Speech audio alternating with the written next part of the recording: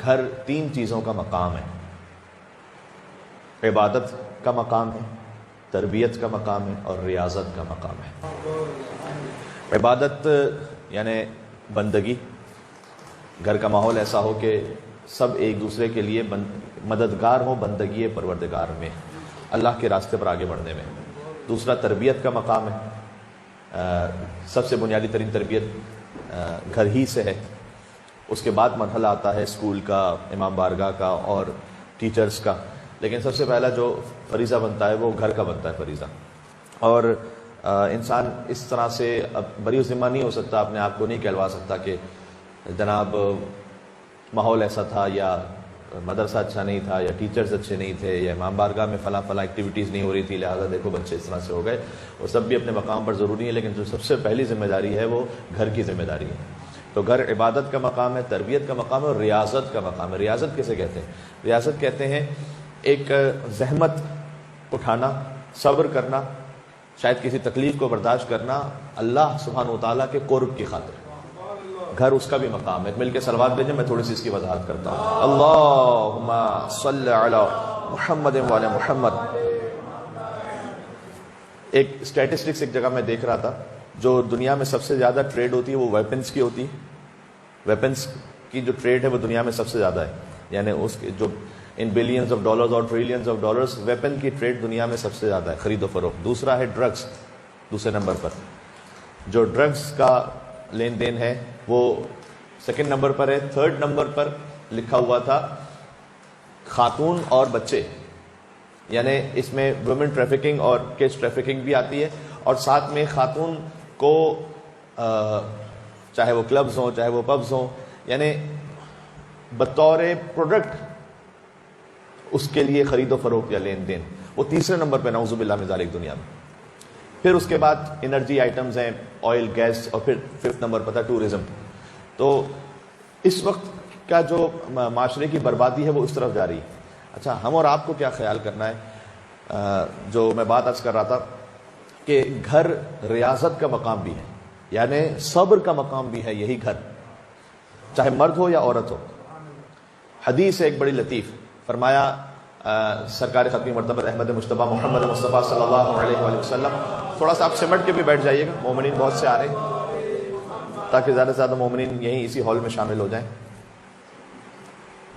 ایک اور صلوات بھیجیے گا، اللہم صلی علی محمد وآل محمد وعجل فرجہم۔ حضور نے فرمایا کہ تین کم از کم خواتین وہ ہیں جنہیں فشار قبر نہیں ہوگا، اور اگر آپ اس کی علت اور فلسفے پہ جائیں تو اس میں کم سے کم ایک حوالے سے مرد بھی شامل ہیں۔ میں عرض کرتا ہوں آپ کی خدمت میں، تین خواتین کا فشار قبر وہ عذاب ہے یا وہ مرحلہ ہے کہ جس سے بہت کم لوگ بچ پائیں گے، بہت کم لوگ ایسے ہوں گے جو فشار قبر سے بچ پائیں گے۔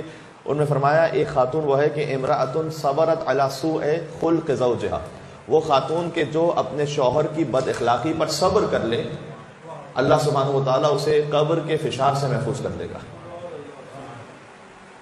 اور اس کی وجہ بھی سمجھ میں آتی ہے، کیونکہ امیر المومنین نے ایک وجہ بیان فرمائی ایک اور حدیث میں، فرمایا خدا اس سے بہت زیادہ کریم ہے کہ ایک شخص کو ایک ہی چیز کے لیے 2 مرتبہ سختی سے گزارے۔ تو اگر دنیا میں ایک مرتبہ وہ سختی جھیل چکی ہے یا جھیل چکا ہے اور صبر کر چکا ہے، تو اللہ سبحانہ وتعالیٰ سے بہت زیادہ کریم ہے کہ قبر میں اسے دوبارہ سے سختی سے گزارے، پھر سے فشار سے گزارے۔ السلام علیکم۔ اللہم صلی علی محمد وعلی محمد، بات واضح ہو رہی ہے؟ تو اس کے لیے یعنی آپ احادیث کا کرکس دیکھیں گے نا، وہ یہ ہے کہ کسی طریقے سے خانوادے کو بچا کے رکھو، اس نظام کو چلاؤ۔ فرمایا کہ ایک خاتون ہے، یا پھر اگر اس کی علت پر غور کیا جائے تو انشاءاللہ مرد بھی، کہ اگر وہ صبر کرے بد اخلاقی پر تو اللہ سبحانہ و تعالیٰ فشار قبر سے محفوظ کرے گا۔ اور آگے 2 اور خواتین کا ذکر کیا گیا، فرمایا امرأۃ صبرت علی فقر زوجہا، ایک شخص ہے کہ جو کوشش پوری کر رہا ہے، اس کے باوجود بھی فائنینشلی وہ اتنا اسٹیبل نہیں ہو پا رہا، تو شوہر کے فقر پر صبر کرنے والی خاتون کو اللہ سبحانہ و تعالیٰ فشار قبر سے محفوظ رکھے گا۔ اب کم از کم جہاں جس سوسائٹی میں مخاطب ہوں، فقیر شاید ہی کوئی ہوگا، اللہ جانے کوئی ہو، لیکن شاید ہی کوئی ایسا ہو کہ واقعی جو فقیر، تو الحمدللہ اللہ سبحانہ و تعالیٰ نے ہمیں تو بہت کچھ وہ عطا کیا ہوا ہے کہ جس کا تصور بھی کہیں اور کسی اور سوسائٹی میں نہ ہو سکتا ہو، لیکن ہم چونکہ اپنی خواہشات کو بڑھاتے رہتے ہیں، ورنہ فقر کا معاملہ تو یہاں کسی کے پاس نہیں ہے۔ فقر کا معاملہ کس کے پاس ہے؟ ماشاءاللہ کیا کوئی ایسا ہے کہ جس کو کھانا پینا نہ ہو؟ خدا نہ خواستہ، ایسا شاید ہی کوئی ہوگا، نہیں ہوگا انشاءاللہ کوئی ایسا۔ کیا کوئی ایسا بھی ہوگا کہ جس کے بعد بنیادی بیسک نیڈز نہ ہو؟ وہ سب پوری ہو رہی ہوتی ہیں، لیکن چونکہ ہم، مولا کائنات کی ایک حدیث کا مفہوم ہے، فرمایا کہ اپنی خواہشات کے بے لگام جانور کو قناعت کی لگام سے کنٹرول کر لو، روک کے رکھو۔ یعنی فقط ایک قناعت ہے کہ جس کے ذریعے سے تم روک سکتے ہو اپنی بے لگام خواہشات کو، ورنہ یہ نیور اینڈنگ ہے۔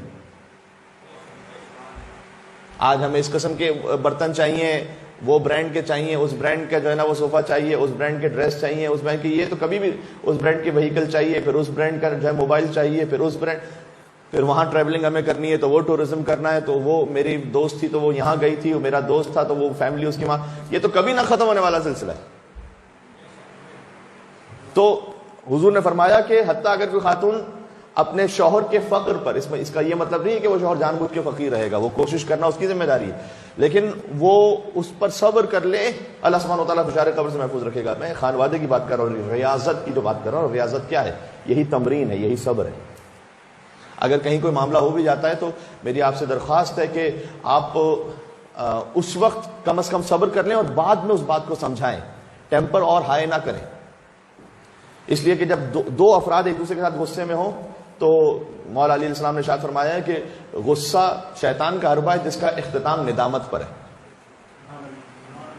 آپ کو میں جتنے مولا علیہ السلام کے احادیث اور اقوال سناتا ہوں، ہر امیر المومن کا کلام وہ ہے جو زندگی کو بدل دینے کے لیے ایک جملہ کافی ہے میرے مولا کا جو غصے کا جو اختتام ہے نا وہ ندامت، شرمندگی پر ہے۔ پھر شرمندگی ہوتی ہے لیکن چونکہ ایگو ہوتی ہے لہذا معافی بھی نہیں مانگی جاتی، تو وہ پائل اپ ہوتا رہتا ہے۔ تو آپ تھوڑا سا صبر کر لیں اور بعد میں کسی مناسب طریقے سے سمجھا دیں کہ وہ بات بہتر نہیں تھی، یا وہ بات ایسے نہیں تھی، یا آپ کو غلط فہمی تھی۔ تو یہ جو صبر کر لینا یہ ہے ریاضت۔ گھر تین چیزوں کا مقام ہے، میں پھر سے ریپیٹ کر رہا ہوں، گھر ہے عبادت کا مقام، تربیت کا مقام اور ریاضت کا مقام۔ یہ تین چیزیں جس گھر میں پوری ہیں وہ گھر اسی دنیا میں جنت ہے۔ اسلام فقط اس لیے نہیں آیا کہ آپ کو بعد میں فقط جنت کا وعدہ کرے گا، اسلام میرے اور آپ کے گھر کو جنت بنانے کے لیے آیا ہے۔ اللہم صلی علی محمد وعلی محمد۔ بس بہت زیادہ طول کلام نہیں۔ تیسرا، وہ خاتون، حضور نے فرمایا اس پہ فشار قبر نہیں ہوگا کہ جو اپنے شوہر کا جو حق مہر ہے وہ معاف کر دے اور اسے ہبہ کر دے۔ اب یہ اس کا مطلب نہیں کہ ہم جا کر گھر میں یہ کہیں کہ دیکھو وہ مولانا نے کہا تھا، حدیث رسول سنائی تھی کہ تو تم معاف کر دو، تم پہ فشار قبر نہیں ہوگا۔ دوسروں کی ذمہ داری ان کو نہ بتائیں، خود اپنی ذمہ داری کو سمجھیں۔ ہم دوسروں کی ذمہ داری کو طے کرتے ہیں، اس لیے کہ رسول اللہ نے مردوں کے لیے ارشاد فرمایا کہ تم پر ایک قرض کی طرح ہے، تم پر واجب ہے کہ تم ادا کرو، لیکن اگر وہ ادا نہ کرے تو ایک خاتون معاف کر دے کا فشار قبر سے وہ محفوظ رہے گی۔ بات واضح ہو رہی ہے؟ یعنی اس کا مطلب ہے کہ امور خانوادگی کو اللہ تعالیٰ نے ہمارے آخرت کے معاملات سے جوڑا ہے۔ یہ اتنے اہم ہیں کہ ہماری قبر قیامت کے معاملات سے فیملی میٹرز کو جوڑ کے رکھا ہوا ہے۔ اس کا مطلب یہ کہ خالی ہماری دنیا داری کا معاملہ نہیں ہے، یہ دین کا معاملہ ہے۔ دیکھیں اگر خدا نہ خواستہ لاکھ خدا نہ خواستہ کہیں جدائی کی منزل بھی آ جائے اور کہیں پر کوپ اپ نہ ہو سکے تو دین، شریعت، اخلاق کا لحاظ رکھتے ہوئے جدا ہو۔ ہم ازدواجی اگر ریلیشن سے باہر نکل رہے ہیں لیکن دین اور شریعت سے تھوڑی باہر نکل رہے ہیں، کم از کم اس کا تو احترام رکھیں۔ ہوتا ہے کبھی کسی منزل پہ کسی فار واٹ ایور ریزن نہیں ہو پا رہی، اسی لیے اللہ تعالیٰ نے ایک بہرحال طلاق کا راستہ رکھا ہوا ہے، اس کو بند نہیں کیا کہ جیسے بعض اور دیگر ادیان میں ہے کہ وہ ایک دفعہ اگر جڑ گئے تو پھر کوئی طریقہ ہی نہیں ہے کہ اس کو ختم کیا جا سکے، پھر جنازہ ہی نکلے گا وغیرہ وغیرہ، نہیں، ایک راہ رکھی کیونکہ دین عقلی دین ہے، فطری دین ہے، لیکن اس میں اخلاق کا، شریعت کا، واجب اور حرام کے معاملات کا تو لازم ہے کہ خیال رکھیں، لیکن اخلاق اور شریعت کا آپ نے زندگی ساتھ گزاری ہے، 5 سال 10 سال بعض اوقات 20-25 سال زندگی ساتھ گزاری ہے، وہ اتنا تو ورث ہے کہ جب الگ ہو رہے ہو تو احترام کے ساتھ الگ ہو۔